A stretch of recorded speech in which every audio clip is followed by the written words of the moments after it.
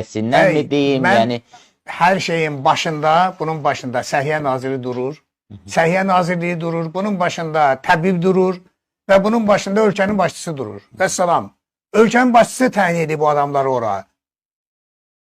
Onlar o birinə əmr edir, o biri o birinə əmr edir. Belə əmr gedir, çatır axırda orada olan təsərrüfat işçisinə və yaxud da ki, tibb bacısına. Tibb bacısı mı günahkardır? amma siz həmin adamların ölkə başçısının etimadını doğrultmaması variantını da nəzərdən keçirdiniz. Nə qədər doğrultmayacaq? Hansı bir nazir adı doğruldub? Hansı nazir? Hansını tuturlarsa arkasında 100 milyonlarla yeyinti var. Hansı istənilən belə deyək ki, icra nümayəndəsinin kənd, qəsəbə icra nümayəndəsinin yoxlasan, hayatı görəcəksən ki, onun xərclədiyi ilə onun aldığı əmək haqqı arasında 5 dəfə, 10 dəfə fərq var.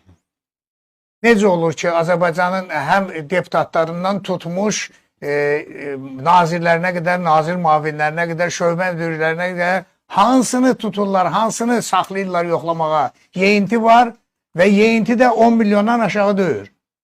Hardan gəlir bu? Bu xalqdan olur da. Xalqdan uğurlanan puldur da bu. Aydındır.